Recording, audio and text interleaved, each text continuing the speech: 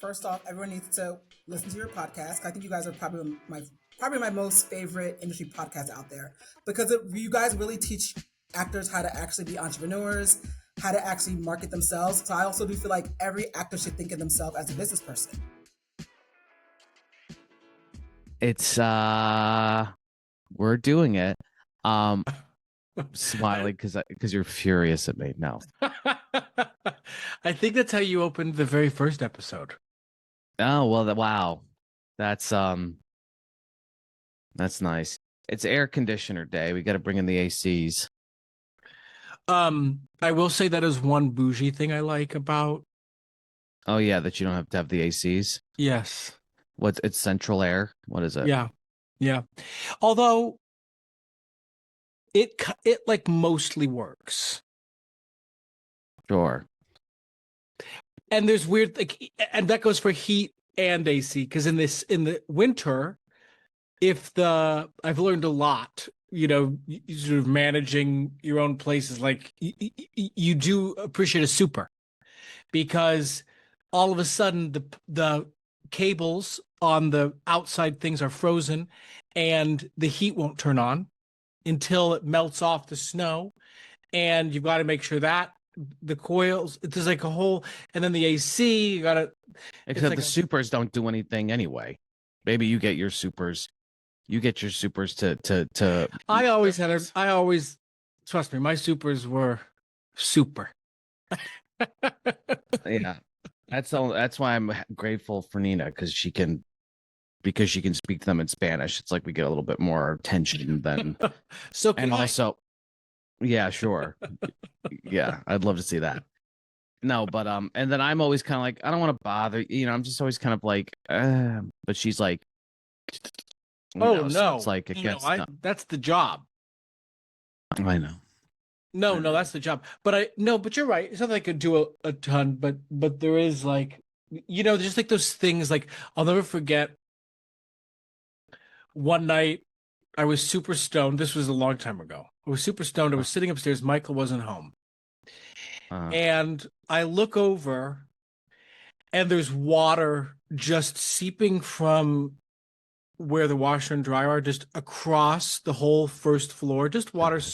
And I was so high and it was going so slowly that I was like in a trance. I was just sort of looking at the water, and I remember thinking like, what's going on? Like, why is that there? And what do I do? Do you know, I had no clue what to do. And because by the way, no washer and dryer, nothing was running. The water was just slowly seeping up our pipes and was coming.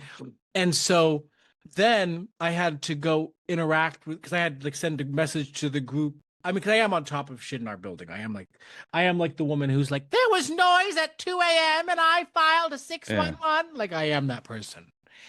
But I messaged the group and was like, there's water. And next thing I had to interact with the neighbors, but again, I was so gone. I was blitzed out of my mind. And so they would come in and I didn't know what was, and it was late and I didn't know what was going on. And I'm just saying this because that what a horrible time to not just being so stoned, but to have to deal with that shit. But let me tell you something. If you had a super, yeah, what would have happened is you would have texted them and they'd been like, tomorrow. Okay, tomorrow. That's true. And then they wouldn't have come tomorrow. That's true. So it's like, anyway, 100%. So 100%. All right, get into it. It's the last episode, and why?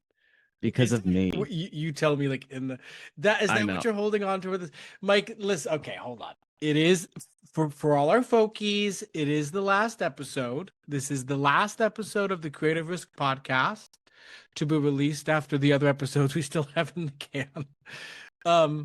I was editing one. I was editing one earlier, and I was like, Jesus, I'm 70 pounds heavier. It's it was so long ago.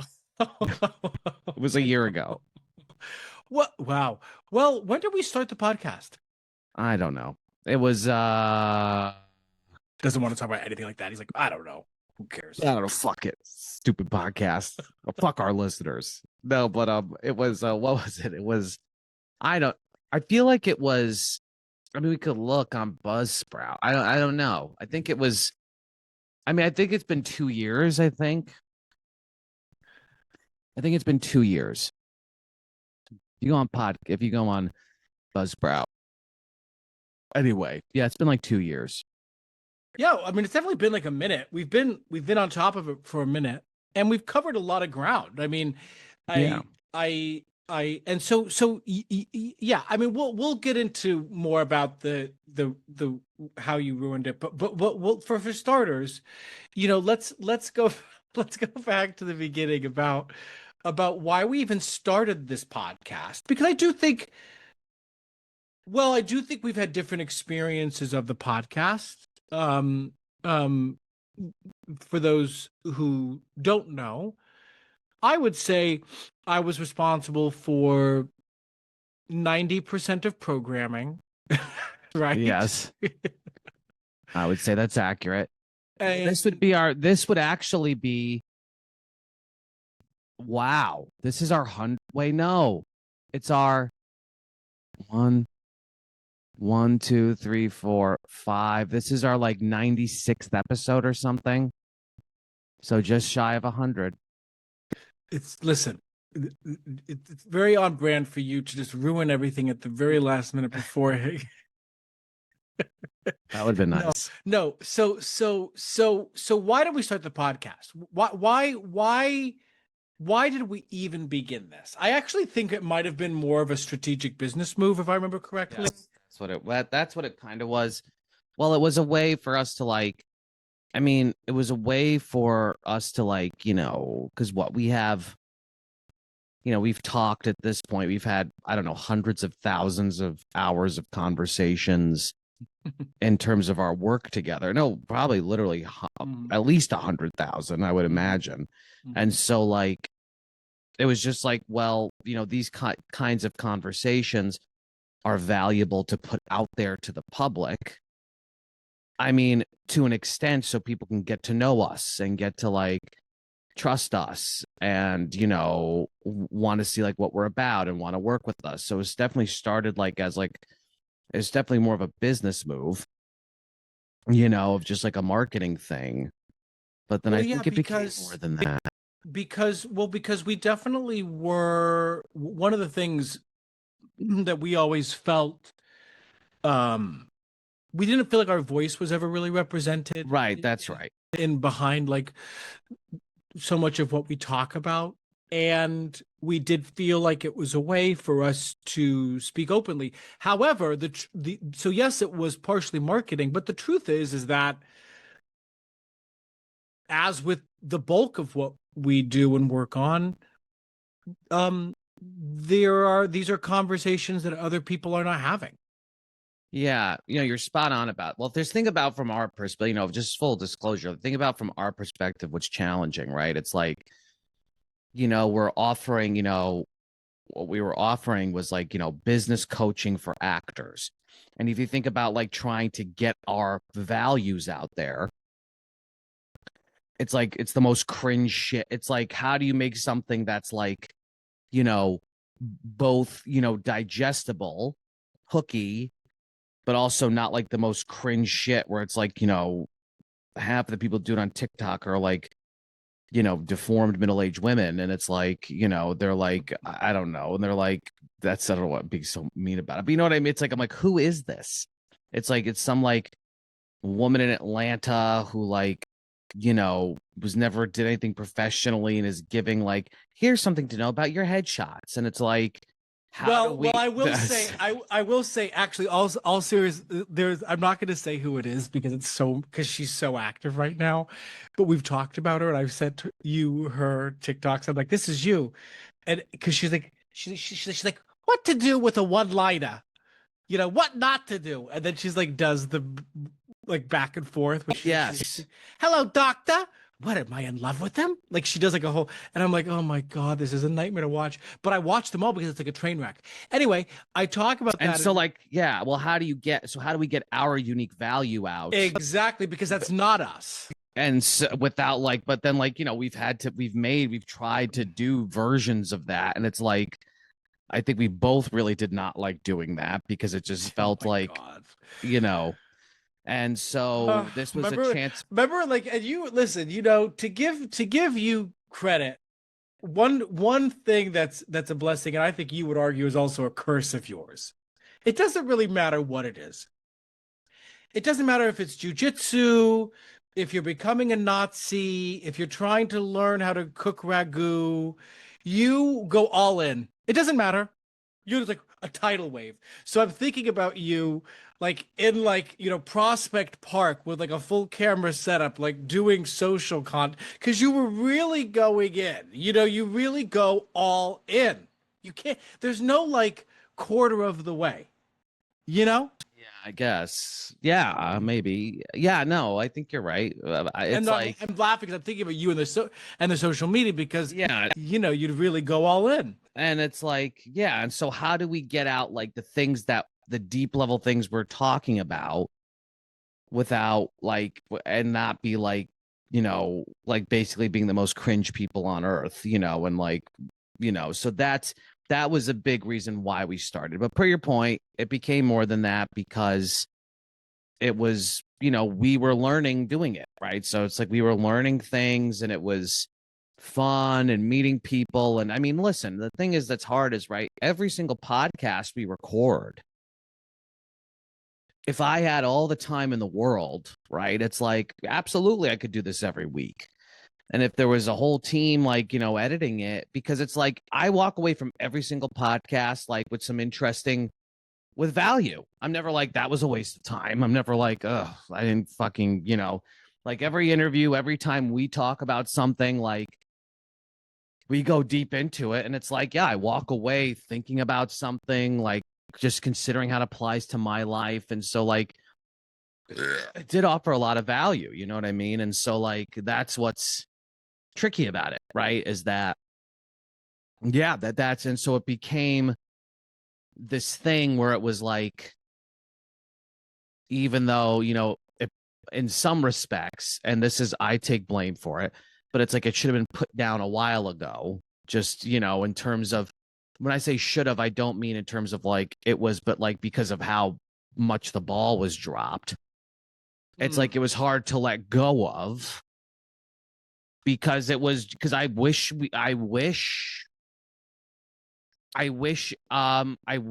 we could continue doing it every week all the time to an extent. I genuinely do. But, with all the other shit going on, it's just like, just certain things have to give, Well, I really do, We somehow talk ourselves back into doing it in this interview. Anyway, whatever. if I wanted to, I could get you to do it. If I really wanted to, I bet could you talk could. you. I know you could, Um, no, I'm a simp. but actually, but this is something that I've been using on because just to be clear, part of so Mike and I, especially when we were doing shows, which thankfully was more often than not over the past couple of years, we would either try to push through really. I mean, I remember some shows I was doing when I would specifically, I think I was doing Adams, when I would be like in the bedroom closet at like 8 a.m. recording, No, and there was if a not point where we were like 5 months ahead. We were like 5 months of episodes like in the can that just needed to be, yeah. totally. But then it started happening where we would take necessary little hiatuses, which isn't a bad thing. But the truth is that as much as we would love for this to be a thing where when we felt like it, that's not how you or I work. It's just not how you or I work. It's like there might be those people who are like, you know what? Let's hop on and let's do a whole episode on Daniel Day-Lewis's retirement. First of all, what a horrible episode. Secondly, we're not going to do that. So Yeah. so we ultimately sort of were like, what is and let me just say something about I've said this to you a couple of times, but I was talking about this with Lisa Hudsell earlier. You know, I think I think I could really benefit in my life for more comings and goings. Sure. I think I could benefit more in my life from, okay, that's good. Good with that. Because I have a bit of a, well, this is my responsibility now. This is what I do. And I just Right. have to make it work. And Right. and while and I do want to share more about what I liked about the podcast a lot, because there are lots of things I've really enjoyed about the podcast. Of course, it was always a quote unquote burden. It was always a quote unquote something to do in the midst of everything Right. else. And Right. and that is a question, is like, yeah, like, I mean, I think that's why we're sort of at this moment when we are pausing, because it doesn't feel additive given the scope of everything else we're trying to do right now. Well, and just like, I don't know, but like from a transparency standpoint, so you think from a business model perspective, because there was a while where we were like, maybe this is like, okay, like what we do actually. Because look, one thing that's always been hard about one-on-one consulting is we really do try to make it not price restrictive and all of this stuff. But like at the same time, like, we have to make some money from that. And so it's always been hard about one-on-one consulting, especially, since we experienced this, like really it was the SAG strike that sort of like did this in some ways. It was like, it was like just people were not, it's very hard for people to sign up for one-on-one consulting, very hard, and understandably. So then, we go from a business perspective, you're like, okay, well, then what are the income streams here? And so there was a while where we were like, okay, well, maybe we're going to grow a pod. Maybe what it is this is our at scale consulting, is the podcast is sort of our at scale consulting. Sure. But then, this is where you have to look at so many different things here, because we could have absolutely gone down that path. But like, it's, you have to, you just can't live in fantasy land. And I say that to the extent of like, well, what does it mean to actually monetize a podcast? I see people who monetize podcasts. It's not like it just magically happens. Like it's not, it requires a lot of fucking work. And then you really have to push it. You have to, unless you have a built-in following already, you have to like, that's your whole, that's everything. Like, it's kind of like people I know who've monetized podcasts. It's like, yeah, they like have like that's like their business, their whole business. And so subsequently, that's what they're spending a lot of their time doing and investing in, and finding, okay, like, building sort of the paywall structure, and how do I reach more people, and the marketing, and the da da da da da da da da da. And like, it was just a question of like, were we going to do that? Like, were we actually, I think you were down to do that, but I was always sort of flippy floppy, because look, at the end of the day,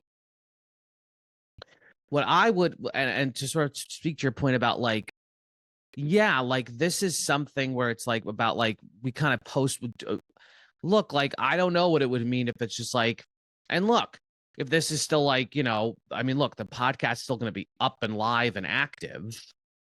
And it's like, is there a world in which just like 2 episodes maybe get posted a year because we feel like it, and because we're like, oh, we have something we really want to say, or we want to do a deep dive in a topic? Like, I'm not opposed to that idea, but also I know that partially what it is that we're at a point now, when I don't know when it'll end, where it's like we're both stretched thin in terms of like things we're doing. And so it's like, without some sort of like actual commitment of like, okay, like your thing was always like, I don't care if we release every 3 weeks or every month, but there has to be some sort of consistent commitment to it. And like, there has to be some, for ourselves, for our listeners, for there's a lot. I get that some people pop in and out, and and by the way, for all we know, we're going to be back in 6 months with that Daniel Day-Lewis retirement retrospective, but probably not. And so part of it, and you've heard me say this forever. What I don't do well with in my life are loose threads. Yeah. Like threads that are just sort of like, maybe, could be, I gotta, maybe I will. I'm like, okay. And so, Shake it off the pot. but in some ways, I think like, that's why, just to be clear, I don't, even though, yes, I would like to keep going, but I also, I want to talk about why I want to keep going.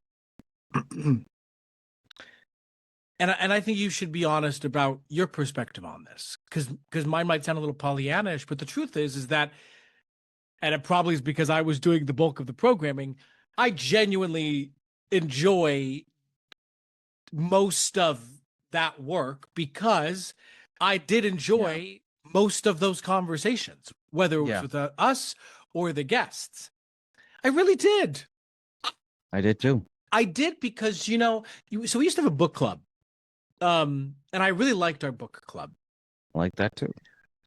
I like our book club for the same reason that I like our podcast, which is I like learning. And I do like being in a situation where I have to speak on a topic and dialogue about that. So this I like it too. has been bizarrely, even when it's hard, even today, I put together a little bit of, not even a real outline, but another little random outline for us as a reference point. And I'm like, ugh, like, I don't want to do that per se. Well, yeah, I mean, we're recording on Zoom right now because Riverside wasn't working, which means that this is going to fuck up. That means that this will take twice as long to edit, basically, is like what I'm dealing with. That's what I'm thinking about right now. But per your point, it's a juice worth the squeeze thing. That's what it comes down to for me. Because look, I think that there could be a future where it's like, if we just had to record, right? If all we had to do is show up and record, that's a different sort of. This is an inside joke for those that maybe, because we put all the money towards. Exactly. Could you imagine? We could fucking do something. We would do something like that. Such fucking idiots. We would do something like that. That's exactly what we would do. 10 months later, we're like, what the fuck? What the fuck did we do that for? But like, seriously, like, if there was a point where it's like, okay, like, because you know what because listen, all the and I know I want to talk about some of this today, but it's like all the things we're developing curriculum wise right now, I'm like, I want to be having these conversations publicly. I think that they are interesting. And so one thing about the podcast, I will say that I agree with you about I love like like I said, all the episodes I get a lot out of. I wish that we could have gotten more into specific curriculum things and shared those, like, because I still don't, because people, I don't think, and not because it's like, oh, so people are like excited. It's just like, because it's like, we're trying to systemize things that in an artist's life that are like the big esoteric problems, in terms of sustainability. And it's like, I wish that we could be sharing those conversations publicly with people to just get people thinking. And because I think it is fucking interesting. And I think it would be really helpful for people. But like, and so like that's like, I see it, there's a future where it's like, when like, and this could be, who knows, this could be soon. I don't know. It just depends on a couple elements here at play. But it's like where, if like there was somebody who would edit, because that's for me, as you know, was always each episode, probably start to finish, when it comes to assets, editing the episode, the thumbnail, the social media clips, what I was thankful is that started around.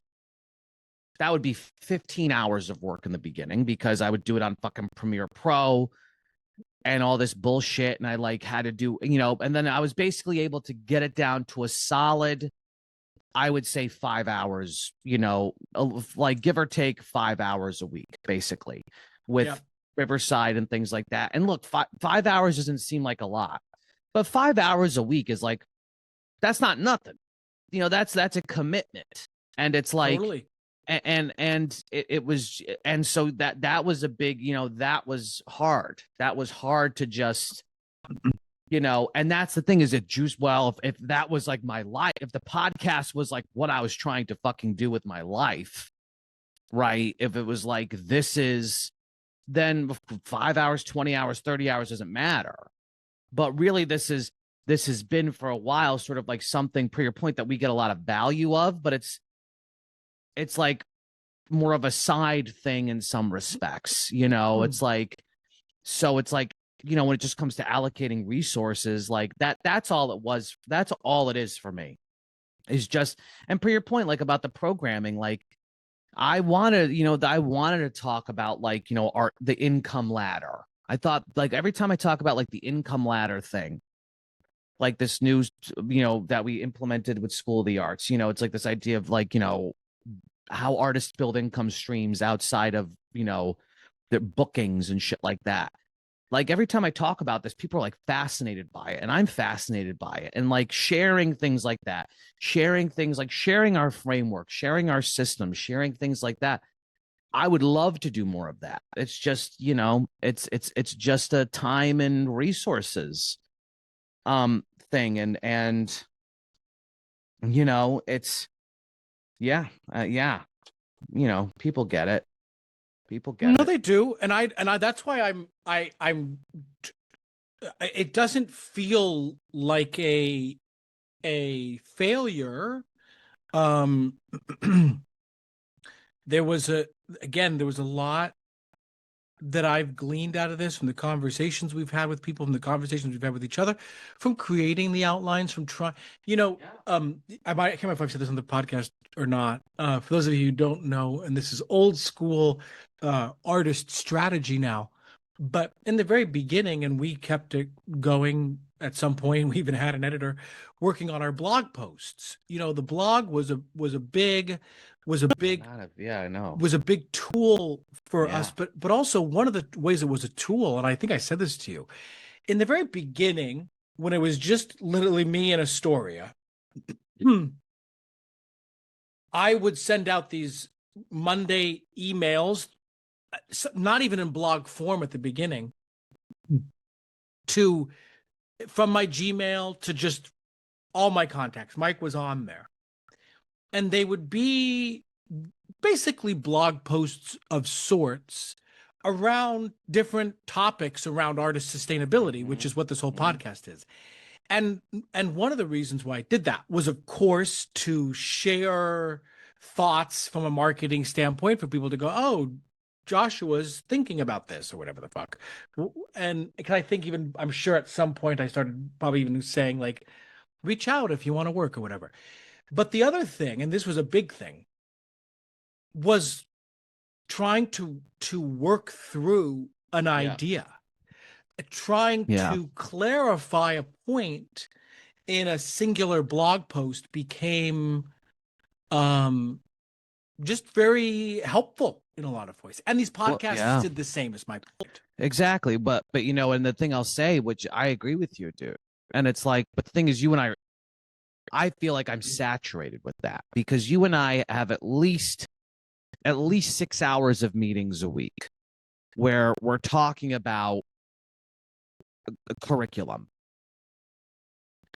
You know what I mean? And it's like out of necessity, in terms of like building the curriculum and trying to answer a lot of these questions. And, that's been years of, we've been doing that for years, consistently at least 6 hours, more like, 10 or 12, talking out things. And so it's like, I kind of feel like I get my cup filled there, because every time I walk away from those, it's like, and which is why, like, I completely agree with you in terms of like what the podcast and the blog, and I mean, so many things that we've done over the years, like they allow those things to happen and they're good. But it gets to like a whole fucking thing with like our lives as artists, it's like the hardest thing to just, I was talking to Max Hunter, because I got drank with him, and we were just chatting, and he's just, everything he's doing, he's just Imperium Club with Luke, and they're producing Paranormal Activity, and he's producing and directing a show this summer at La Mama. And we're just talking about shiny object syndrome. And not that there's shiny object, but there is, especially when you're able to open yourself up, there's potential everywhere. There is just potential around every corner. And like, so hard to believe that in our world, like, that's like so survivalist driven. It's like that there's potential all the time for us. See, that's the thing. I don't think that's a hard belief for you. What I mean by that, let me be clear. You've heard me say this, and actually, this is one thing I say about you in privately all the time when I talk to people. Kind of similarly, in the same vein of going all in, you are someone who will be good at what you do because you go all in. So to your point about possibility and potential, and I don't think that's a problem for everybody. What I mean by that is I think you actually know that it doesn't really matter what it is that you're doing. You can do it. I feel similarly. So I I relate to the feeling of being overwhelmed by potential, because I know that if I put my focus on it, I can do a good job. And that's challenging. Yeah, no, and I think it's like, and there's so many different things to say, in terms of like with you, it's like, yeah, it's like, and you're able to commit to something and really commit to it and work through it incrementally and make it real very quickly. And I think that that's a skill a lot of people lack. And so it's like, it's just a question of, because when you talk about things like the blog and everything we've done, which have all been great things, and, it's just like, it's hard. It's just hard to be like, where, there's no, I love this thing that we've been talking about, with the kids a bit, about like sort of dispelling this belief about optimism, that there's an optimized way to do something. There's shortcuts in life, that it's like, well, if I just focus on the core things, like that'll do 80% of the work. I agree with that to an extent. Like, of course, like you have to be able to prioritize at a macro level, but you cannot skip the hard parts. You can't skip the hard parts of the routine, the discomfort, the boredom, the patience, the not seeing results. Like, we can't skip that, right? And you're somebody who really, every step of the way, it'd be like, it's like, no matter what's happened, it's like, we could have lost fucking $7,000. And you're like, well, this is, what's good though, is that this happened. We had 5 new email subscribers sign up or something like that. It's like, you're able to like frame it. You get what I'm saying?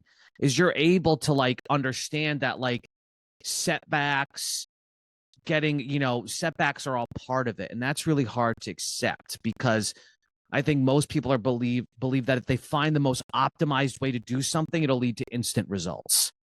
And like, how does this relate to the podcast? For me, is that, it goes back to the shiny object syndrome. It just has to go, but like, yes, and part of it's I want to do all of these things, but then the discipline comes that I'm still working with now. And this has been a big focus of my life recently. And I think like something we're working with in curriculum is like, well, what am I actually committing to? Like, in reality, like, I can't commit to all the things I want to do or think I even need to do. I can't commit to them all at the same time, in my opinion. I get too overwhelmed. I get too scattered. It's like, I just have to like say no to a lot more. Sure. you know, and that's really hard. And there's growing pains. I'm experiencing it with it now. You know, I feel very content in some ways right now, but also very at sea because I'm not, I'm trying to focus on just a couple of core elements right now in my life. And so I'm afraid of all the things passing by. I'm afraid of all the missed opportunities. I'm afraid of all of these things. But like, you know, I've done the other version, you know, where it's like you try to keep piling shit onto your plate, pile until hopefully, you know, one of those things, you know, breaks through, you know, and that's not sustainable for me either. And so I don't know why I'm going on this, but that's yeah.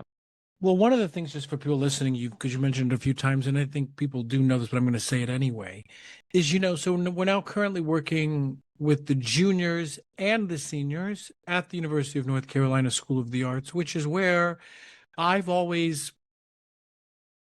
wanted this, you know? Yeah. I mean, this has been hard work, and in terms of shoring that up, we're working with the juniors and the seniors, and that has been really, that's really, and this is partially where this is coming from as well, because this is part of that. And when we look at where our time and energy has to go, and that is a lot of work, just so everyone listens, that is a lot of work. We taught a full class this year. Yes. And that was a lot of work. And next year it's going to be, and because speaking of this curriculum, you know, for those listening, this will make sense. It has to be iterative in nature. Even though we deepen some and keep some pieces, you know, right where they need to be, et cetera, the truth is that it's constantly, whether it's because of the digital world or AI, of course, or just even how marketing as a whole is changing before our eyes. I mean, we're seeing it in real time. And feedback from students, and like what we're realizing is like an effective what's going to register with artists, right? It's like what's going to actually register with them. Exactly. It's a ton of work. Yeah, it's a ton of work. Exactly. And so you know, it truly is a question of what gets our time, because part of what makes us good at this is that we are doing it. I always make that point because you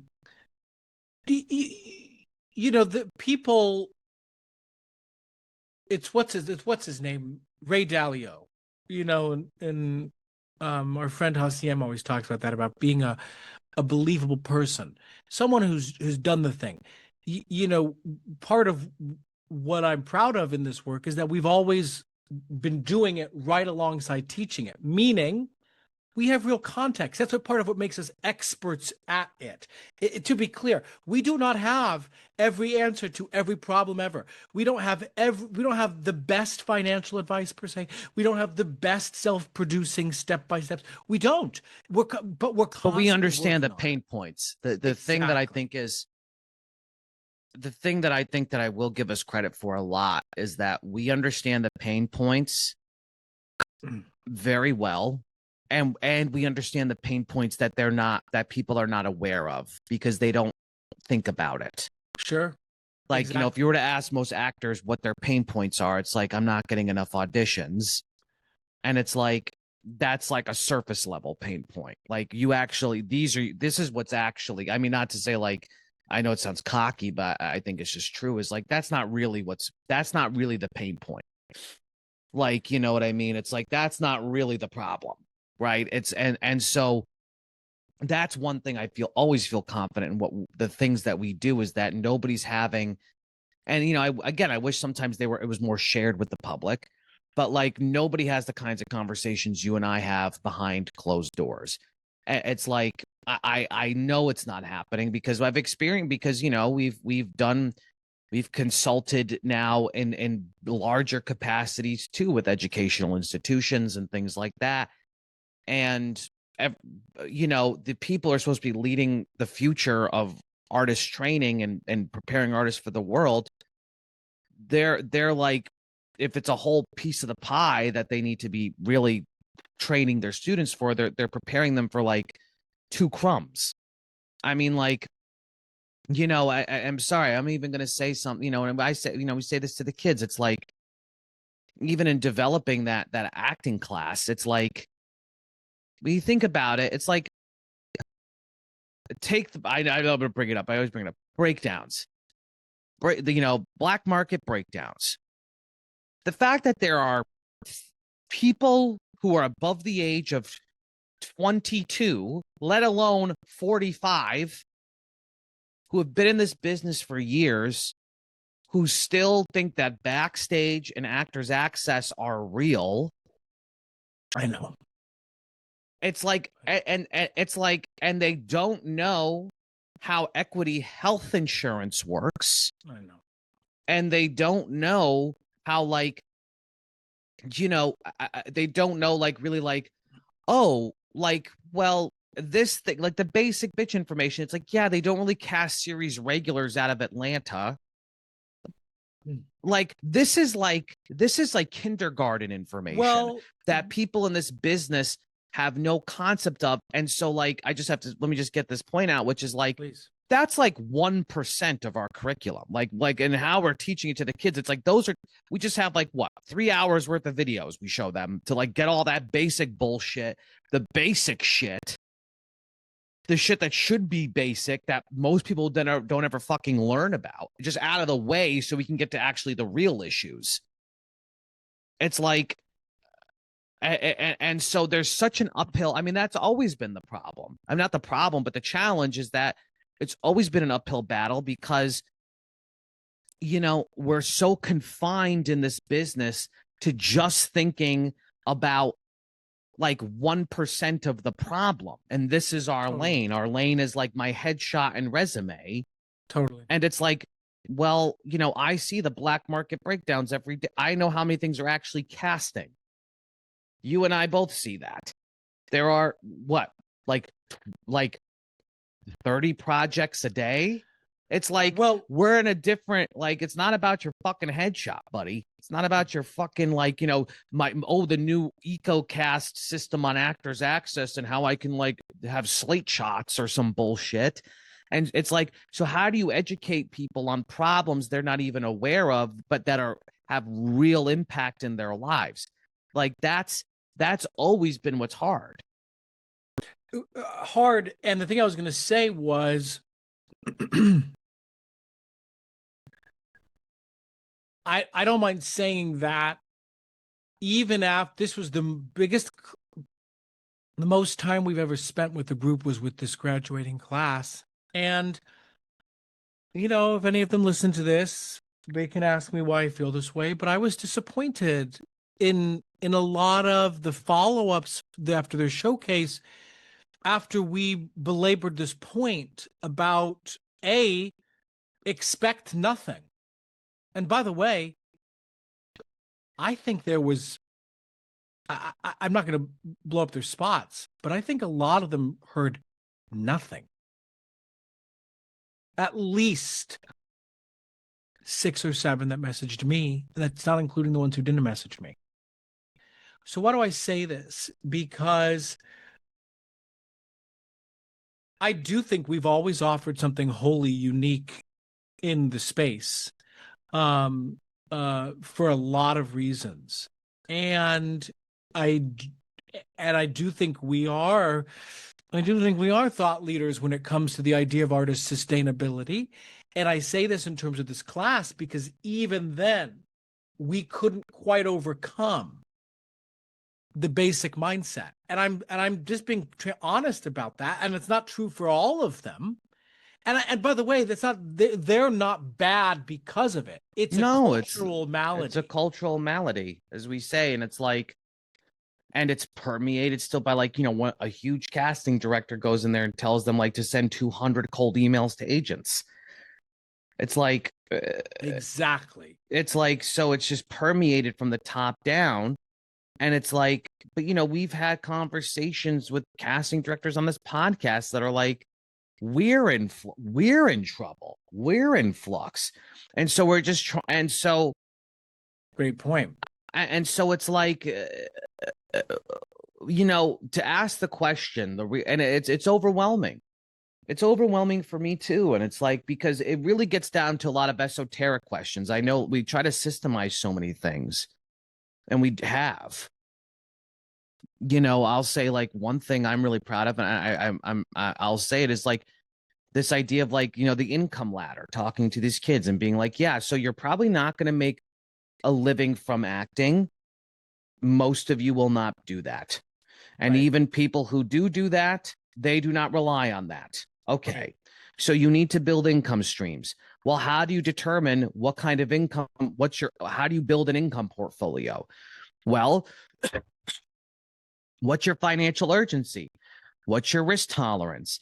That determines whether or not you should like, okay, should I pursue like a low level job as like a bartender or a waiter, or do I need to pursue like a higher tiered employee job with more benefits, like more flexibility, less of a cap on how much I can earn, more control of my schedule?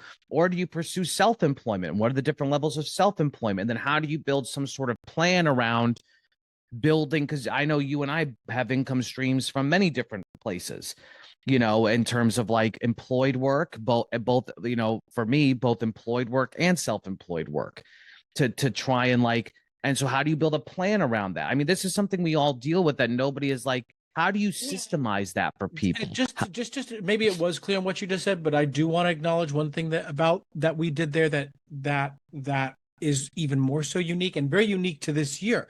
We've long talked about various income streams. That's not new.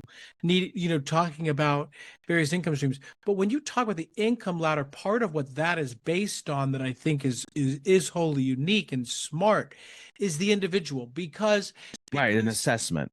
Because a big part of, and we've talked about this, and I've definitely said this publicly before, this is kind of an experiment, all of this, because it's a real question as to, just because there are entrepreneurial ideas, themes, mindsets, processes, approaches, whatever, doesn't mean that the individual, the ballet dancer, the painter, the actor, is going to be able to just put that on and go, okay, this is what I do now. That's actually a big ask for a lot. Yeah, and it's it's a big ask to ask everybody to like build their own, do it the same way, to build their own income streams. Exactly. Which, by the way, I think should be maybe the long-term goal of everybody in some respects, is to be self-employed and be able to offer some sort of service that they can sell like directly to a clientele, whether it's coaching auditions, whether it's a fucking, your cocoa butter business, I don't care. But like, there has to be levels to that. And it's like, and so being able to have an artist sort of map out like something like, okay, I am going to go be a barista, and I'm going to be a barista for maybe even 18 months. And while I'm a barista, I'm going to start to slowly try and dip my toes into like, maybe offering piano lessons on the side, and like slowly build up a clientele base that way while I'm earning income from my barista job. Or I'm going to find a more flexible, or not even, because not just flexibility, I'm going to find a more rewarding and an employed job where I have more self-control, where I work for somebody else, but maybe I'm like, it's at a higher, it's just a higher tier. It's not like saying it's like a full-time job, but it's like, it's just I'm working for somebody else, but it's a great job. It's a great job for my position. It's a great for the position I'm in. So how do you plan that out? How do you plan sort of how you're gonna, like, what your income plan is over time, and what the streams are outside of bookings? And it's like, taking something like that as an example, these are not things people are, it's like, what's more important to deal with? Cold emailing agents or like, how is my headshot going to be noticed by a casting director? or like, that when it's like, and again, it's not, we've been talking about this ad nauseum, but we're dealing with a weak industry. It's like if this was the early aughts or the 90s, maybe we can go more into that realm when jobs were galore. But you and I, again, many people do. We see what's actually casting, and it's not much. It is not much. So like so it's like when you're dealing with a weak industry, the information you have to, and across the board, not just actors, film, part of what we had to do with a consulting job we had is we had to prepare what was it? It was a 20-year industry report on where film was going, on where dance was going, where all of these different artistic industries were going. It's not good. And so it's like, so who's going to deal with the larger questions, but still make it not, and that's the middle line too we draw, because other coaches are maybe dealing with that really basic bitch industry information, but then other coaches are like, it's all about, how good your vision board is. And look, I'm not saying like the vision board is not a good tool or whatever the fuck, but it's like, yeah, how am I going to make money? How am I going to pay my bills? How am I going to ensure that, in a job that has in an industry that has a weak employment market, that I'm going to be able to make art forever, like in reality, not like in a magic world. It's like, so that's the middle ground we're riding, where we're not the most basic bitch information people. And we're not like, dealing with like, and we're not just kind of like doing like, just shouting sort of not euphemisms, whatever the fuck they're called. Like, you get what I'm saying? Like these cliches about like manifestation or whatever the fuck. I don't know. Well, part of what you're bringing up too, again, is yeah, just like the entire shifting of the industry, and what you're naming, by the way, is whether it's about income streams or things casting or not. And you didn't use these words, but it was making me think about like, yeah, like our entire career should be about making our own work. You know what I'm saying? I mean, we talk this all the time, but like, and why do I say this, Mike? Because I'm going to bring it back to the podcast and us ending this for a second this way.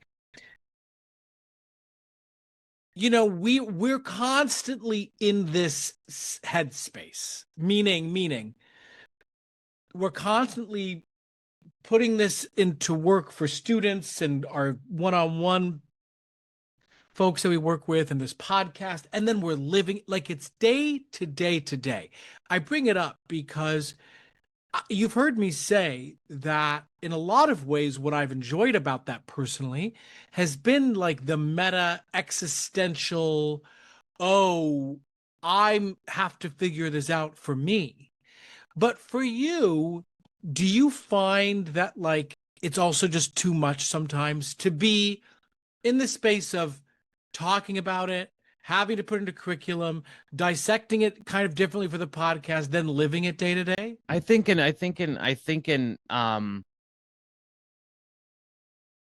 is, but it isn't.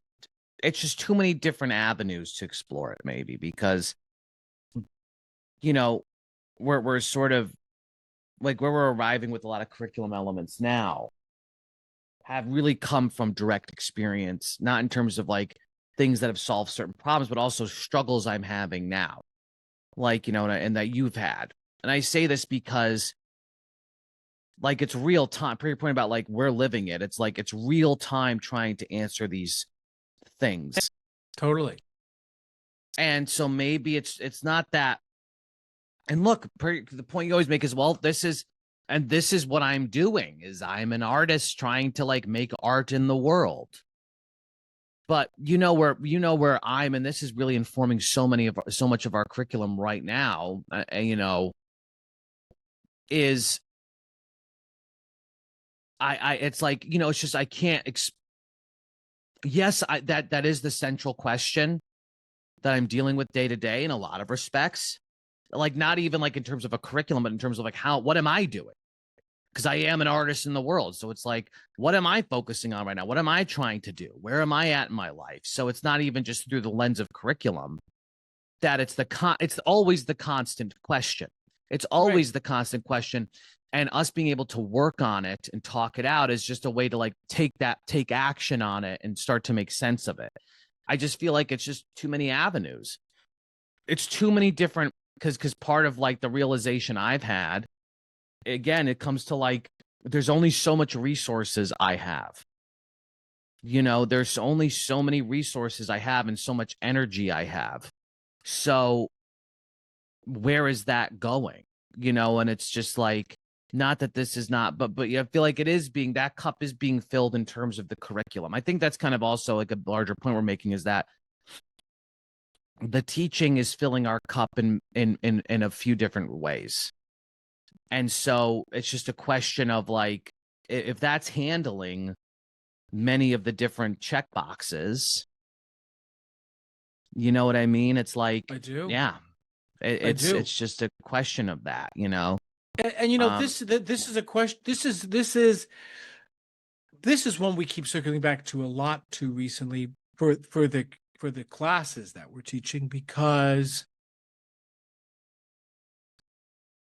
and I think about this a lot, about our own comfort and day-to-day ease versus not. And there's that phrase I always say, I'm not making up per se, but anything worth fighting for is exactly that. I don't know where I heard it, or if I'm just making that up, but the idea being that if we care about something, it's going to be hard work. That's just what it is. Right. And but it relates to this, because one of the things that I think you've really introduced a lot in the past year to the concept of this work is this idea of actually intuition. And intuition being something that we can use more of, potentially, to make decisions, to say yes or no to. And I think there's a lot to that. I still struggle with having the faith that most artists have the ability to self-manage, and if not self-regulate, and to self-discipline. And I do also, sorry guys, listeners, but we're it's the last one, so you'll have to hear us again. But I was thinking about something, Mike. I was thinking about in terms of the counting of macros for a second. Because Mike and I were just talking about this. One of the things about counting macros in terms of what you eat, right? Looking at your caloric, protein, fat, and carb intake, and subsequent output, and how that plays a role against it. Separate from, I'm trying to do this thing, gain weight, lose weight, whatever, is awareness. And this relates, and I was thinking about this in terms of budgeting and tracking actuals. If you log everything you're spending, and you actually have a literal, just like in Mike and I both use the same app right now called Macro Factor, I think is what it's called. And it literally shows you, okay, this is how many calories you have left, whatever. But part of it's just the awareness and the relationship you're developing with this. Okay, how does this relate to this idea of workflow and all this? Well, again, it's not that it's fun. I agree. It's not that a lot of this is fun. But when you're trying to and that was my point about awareness, when you're trying to build habits and knowledge and general awareness around something, you've got to put one foot in front of the other, and it's not always going to be something enjoyable. Well, yeah. Please, you kind of get where I'm going. No, well, when you talked about like, because I've moved away from that. The intuition thing, I think, look, I think there's a place for it, but I'm still, what you're talking about is, I'm still all about having some sort of model. You need to have some sort of model you're running. because if it's just like go with the flow, and look, that works for some people, great, whatever. It's like, but I need some sort of model, which implies that I need a decision-making framework. I need a decision-making framework because I want many things. And so I need some sort of decision-making framework. And I feel like most people, that's why mental models exist, is because they provide some sort of grounding and boundaries around how you're making decisions. And so I think that, look, like, is it kind of silly to impose some sort of model onto, in terms of us trying to systemize all this shit? Well, why try and make sense of it all? It's just like, you just do it. You just kind of go with, it's like, I don't think that's helpful for most people. I think I would, I think I would argue that, like, and I think most people would agree, everybody I talk to, is like, would agree that having some sort of model to like view an artist's life from is useful. And it's something worth fighting for. So it's not just about like going with the flow. Excuse me. But what I feel like I've been trying to introduce more so over the past couple of months, and I feel like that is this idea of like, you can't do everything. You truly cannot do it. It's like, yes, everything needs to happen. Just to be clear, here's what's hard. Is technically everything needs to happen. I need to start producing more. I need to be marketing myself. I need to lose weight. I need to be investing in my relationship with Nina. I need to be, thinking about taxes and retirement. I need to do all of these things. Just to be clear, I do need to do all of those things. That's a reality, in my opinion. Is like, is I need to do all of these things.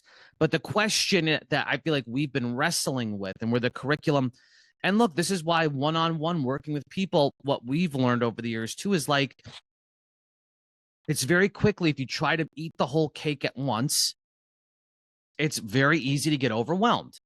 It's it doesn't mean, but per your point, it doesn't mean that those things aren't real and needed. Sure. That like all of those things need to be dealt with. That's just a fact. There is a lot, when we decide to be artists, there's a lot that needs to happen and needs to be dealt with if we're trying to live sustainable lives as artists. It's just a question of, well, what's the model by which you do it? And what I've been fighting for more so, and I know that you're obviously, I think you're receptive to the idea, because I'm not disagreeing with you there, is that you can't do it all at all. You can't do it all at the same time. There has to be phases of where do you need to grow, and committing to that and saying no. In addition to saying no to all the things that you need to do, like, that's going to require you saying no to, like, yeah, I know I need to be I need to be making more work. I'm not in a place to do that right now. I'm not in a place to do that right now. And like, how you arrive there is one thing, but it's like, it doesn't take away from the fact it needs to happen. Yeah. But like, one thing that we've done in the past is, it's like, well, if you need to do all these things, you need to do all of them. So you have to do them all. You have to figure out a way to do all of them. Yep. And that's just not realistic for most people. So everybody has different capabilities and resources and whatever. But it's, how are you able to, like, yes, say no to all the things that actually do need to get done, and that you need to do, and have the discipline to say, I need to just focus on these couple of things right now. Because then I'm missing, if our favorite term that's been a thorn in our side, because then I'm just misting all the time. I'm misting buckets, and then I'm never going to have enough water in any bucket. That's more of that's where I think some of our curriculum elements are going towards. And everybody, of course, is different, right? So there's sort of an assessment, as we keep talking about this too, of personality, resources, ability, capacity. There's all these questions that I think are, and the reason I'm saying that in relation to this is because one of the things and where we've worked so hard now for so long is for you guys. No, but really, it's because, look, our metrics for success has ultimately been, to get wooby with it, is this person happy? And what I mean by that, Yeah. you and I've never even said that explicitly to ourselves, but when we work with artists, we want them to feel excited, empowered, confident, clear-headed, capable, on the path, doing that. And I say it because, again, everybody is going to look different doing that. That's true. And so a lot of what we've tried to do in this is figure out what can be for everybody, what principles, tools need to be for everybody, and what really need to so workflow is a great example of that, because one of the things that you and I have gone back and forth on a lot is that idea that everybody kind of needs something different, and a little bit it's a choose your own adventure based on the individual and the habits they're trying to build, and subsequently, hopefully, them being able to put pieces in place that allow them to accomplish what they need to accomplish. And a large part of what I've said too, which has been fighting for something to give artists, because most artists, in my opinion and experience, are looking for some sort of framework to even hold up against their nothing. Or well, that's the whole reason to have a framework or a model, is to provide guidance.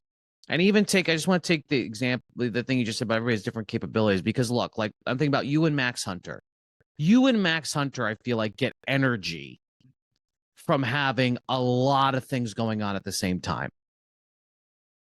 And look, there's maybe different seasons of that, right? It's like having a lot of different, kind of like a paint against the wall approach. Not, there's still strategy, but it's like there are so many different things happening. And in fact, like managing those things gives you energy. Like managing, and it's like,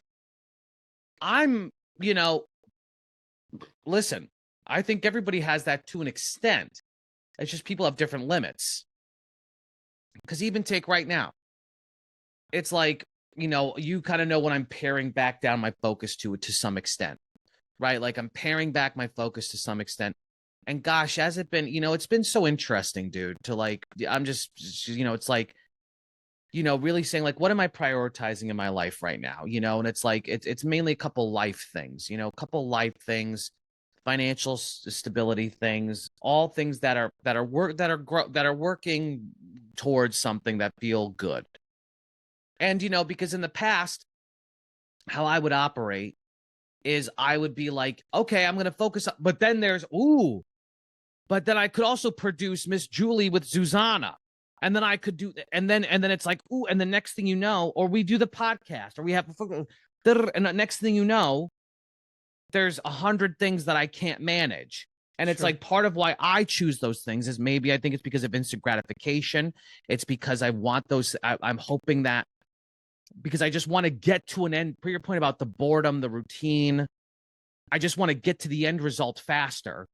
Sure. And it's been a real challenge to be called to, like, I've been feeling a call to do certain things I want to explore. And there's like projects and theater company and like these things have been popping up as I'm like actively saying, no, not right now. I need to focus on other things at the moment. And I'm saying that because it's like, per your point about like a model, and everybody's model is going to be different. Because right now, what I feel like I'm talking about is overwhelm in general.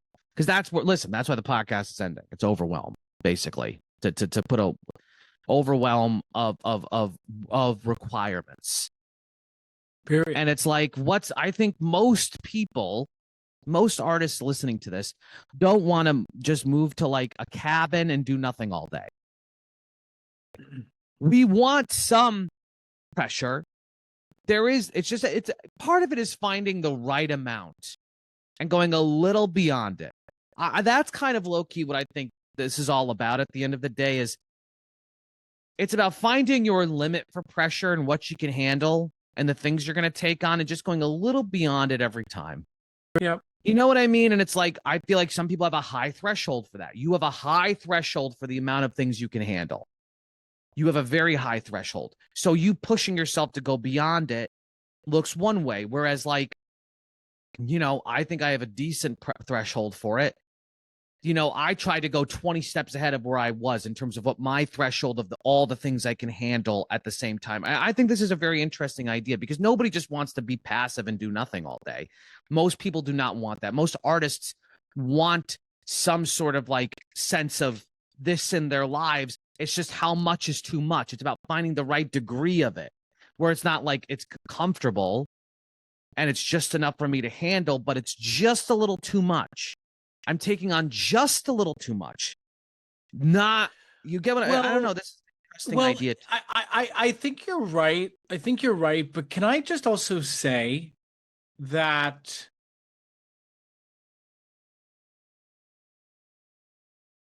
there is a piece of me that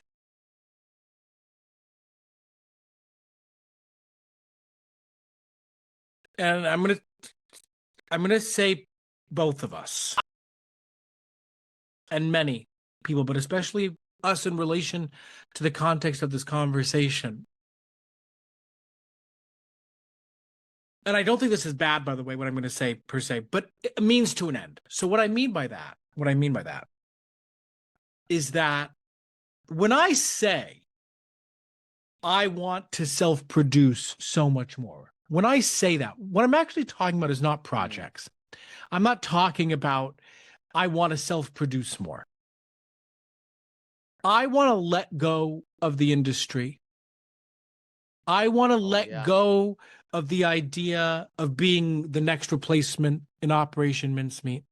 I want to let go of my expectations of, and I'm saying this, Mike, because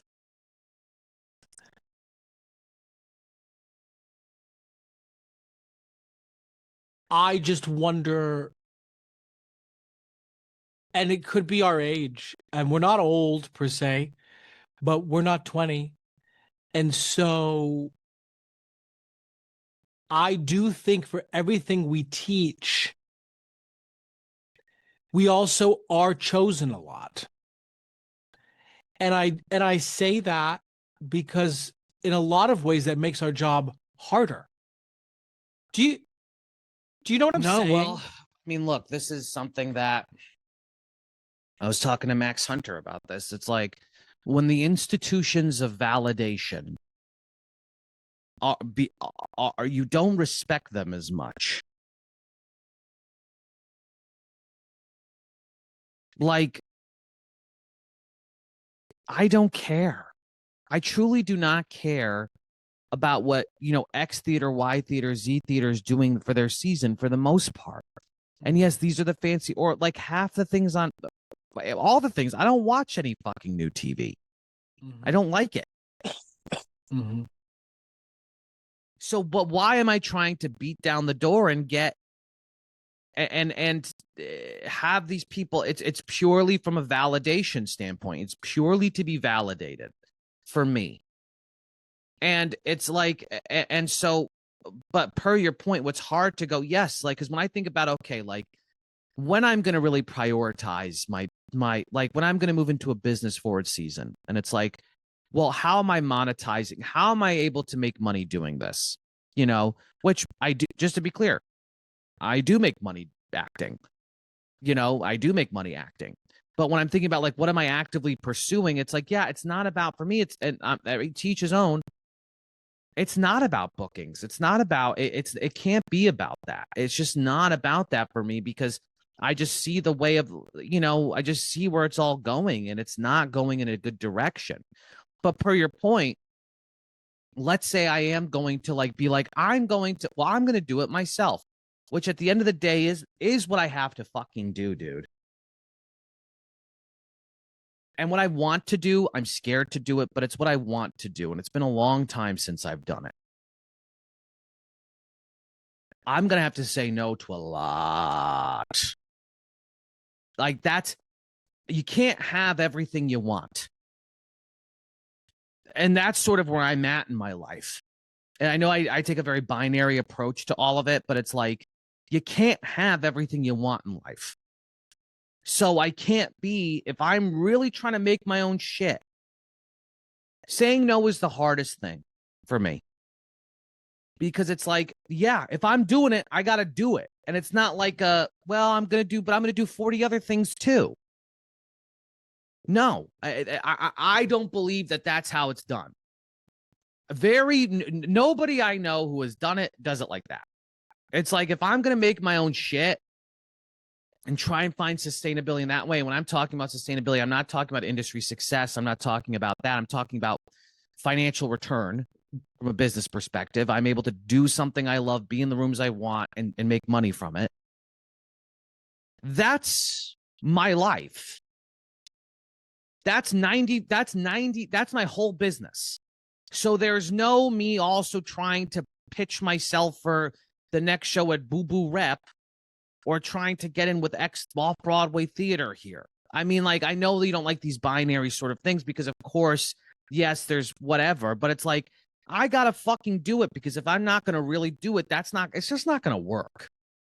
And so it's hard to say no to all. It's hard to let that all go, and it's hard to let that all go and be patient in a place where it's like, yeah, maybe I will turn down that $700 a week off-Broadway gig to do my own thing. It's because I'm not going to see an instant return from doing my own thing. But that is what it's all about at the end of the day. It's about, you have to, doors close. You have to, as I'm getting older, what I'm realizing is I have to close certain doors. There are just certain doors I have to close. I have to close them, and it's not about giving up. It's just about, like, getting focused. It's about getting focused. I have to be more disciplined about closing certain doors in my life. And so when it comes to the industry shit, I'm with you, dude. And I'm not saying that's everybody's journey, but it's like, and everybody has to do that. I think it's probably the best thing to do.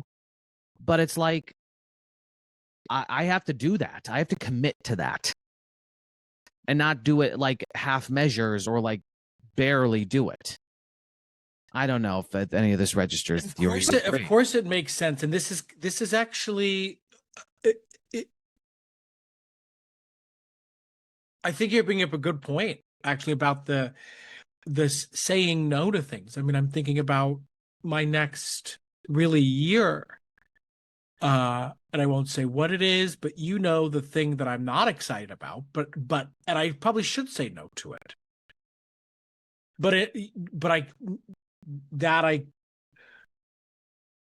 Well, first of all, the balance of all of this, there's always money. It's always rearing its head in here, because if you were to say no to the $700 a week, as an example, one of the things you want to talk about is like, well, where's your health insurance? Yeah. What you had the show I just did. I had fun doing it. Well, I really did. I did and I didn't. I was bored. I was very bored. But it was 10 weeks, which ensured at least 6 months of coverage. So besides it being a potential strategic move, and by the way, these are the conversations you and I always have about, like, yeah, it's easy to say, go self-produce to your little heart's. Yeah, but you have to live in reality. Yeah. And it's a decision-making framework, though, but that's where it's like, that's why I'm happy at a lot of the conversations we're having about, like, because there comes a time where it's like, yes, you have to maintain and balance, and you have to meet certain. That's why I'm saying is, I can't reach up, so much of what I don't mind saying. It's like where my focus has been is like, outside of bookings, how do I always have consistent money coming in? That's enough. That's where my focus is right now, right? In terms of like, and there's a couple things we're working on, whatever, that are slowly going towards that. But yeah, that's why I'm not self-producing right now. That's why I'm not trying to be like, oh, I need to be on Instagram more or whatever the fuck, or try and grow more of an audience, or why I'm not like doing like a reading series right now. It's because for me, that's the biggest bottleneck right now. The biggest bottleneck for me is like, I need to have, doesn't have to be a ton of money. I need to ensure I have consistent income all the time, and I'm not willing to go get a full-time, I have caveats to it. I'm not willing to go get a full-time job somewhere. I'm not willing to go to have a salaried position somewhere. So that creates up more, I'm not going to go wait tables again. I'm not going to do certain things. So it limits my options, So it's like, how am I making consistent? And that's what I have to focus on right now. That's where my focus is. And so it's like, because for me, I feel like I can't go to the next stage I need to get to until I figure that out. And that's what I'm saying about, like, in the past, what I would be doing is trying to do this and 35 million other things at the same time. Well, that's why I do respect. And going back to the first point I made at the top about my own reflection on what this means for me is like the ability to go like, yeah, because listen, I am happy with what we've created. I am. And I say that because I don't feel like ending it right now like is a failure by any means. I'm very happy with what we've done, and I'm happy for it to be over. And I don't mean that I'm bittersweet, like I'm bummed. Obviously, I would like to keep going for a lot of the reasons I already said, but I feel good about where we are, and I'm ready to tackle something else. I liked doing a podcast. I would totally do a podcast again. And I actually, there are people I know who are serious podcasters, and actually going back to your point, making full careers out of it, have multiple podcasts. Like I could totally see myself, doing that again. Okay, what was if you even remember, because what was your favorite episode? Do you remember? I'll tell you, it's controversial what Trump's selection means. I thought that was a really good episode. I don't know. I mean, was that like that one was like the most? I don't know. I don't even remember exactly what all the points were, but I remember putting that together.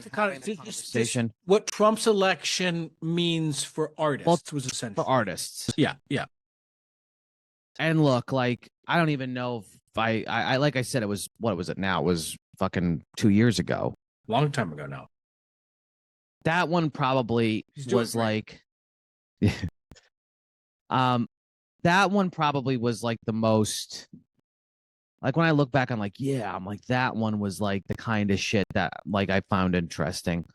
But I mean, I like, in terms of, I like many of them. Like, another one that comes to mind is like, the stupid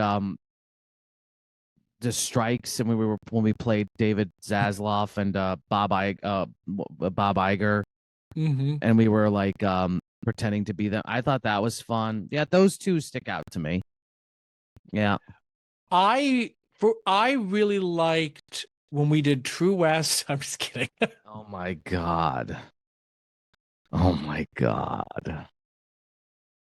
Oh my, how fucking cringe.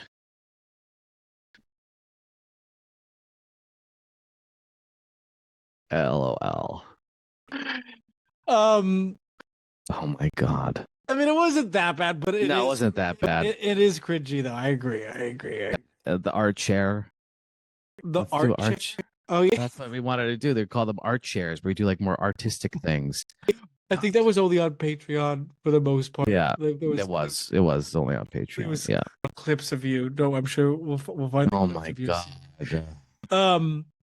God, I were we bad in it? I don't remember. No, but it's just like the idea. Yeah. Our talent persevered, but was the idea that the shitty idea that won out.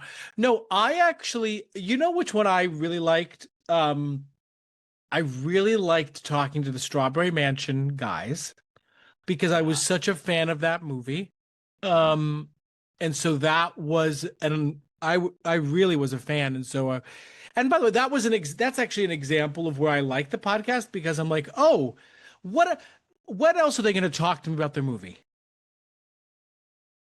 You know, so I really liked that one. I'm actually looking at our list right now. Lisa Zambetti, I liked that one. Uh-huh.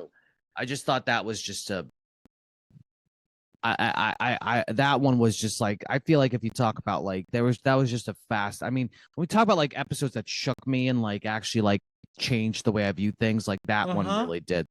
Talking about casting, like, and the current state. Like, anyway, yeah.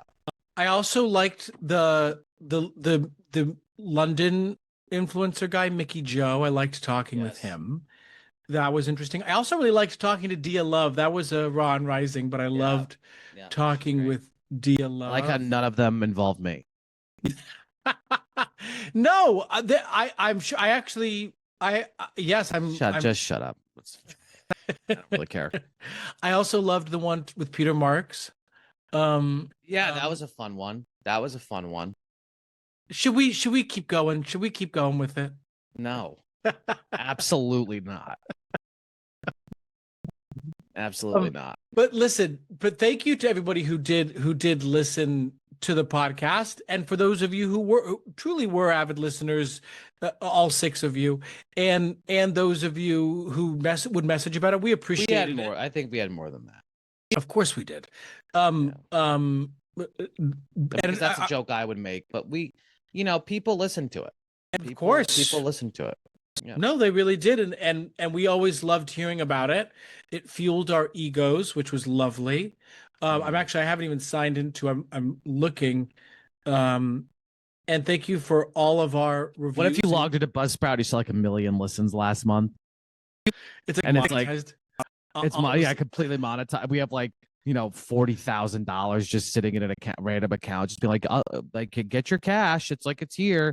Well, as of today, I'm looking. So we had 5 downloads today alone. 3 of them were for the Mike Ruckles episode about the voice. Oh, look, and the fact that we haven't released an episode in like 2 months, that's not terrible. Whatever. One of them was with Luke Catler. Everyone loves that episode. And one of them was with Ari Roth. Everyone loved. All right. Goodbye. But you have to say wait. I'm gonna tell you our most before we go. I'm gonna tell you what our our most popular episodes. Okay, so here are our 5 most popular episodes. In 5th position, what makes a good actor headshot? 5th most downloaded. 4th most downloaded, Adapt or Fade, How Multi-Hyphenate Artists Stay Ahead with Ruggero Vidarini. That was yours with him. Yeah, that was a good one. 3rd most downloaded was our first episode, The Actor's Mindset. Great. Everybody has great taste. 2nd most downloaded was The Future of Off-Broadway with Tony Witter, Luke Catler, which has always been a consistent hit. But the surprise most popular, which episode do you think I think you know? It's the family one. Yeah. Starting a family as an actor, can you really do both? It blasts them all out of the park. I'm not going to share the actual stats because they're still kind of embarrassing, but for us it was but for us it was a lot. So anyway, thank you for listening. Thank you to our Patreon subscribers for supporting us truly. That has meant a great deal. Thanks to all of our guests who came on. Thanks to the people who did collaborate on this in various ways. We appreciated it. And most importantly, thank you to me. So, all right. Goodbye. Goodbye. Funny. All right.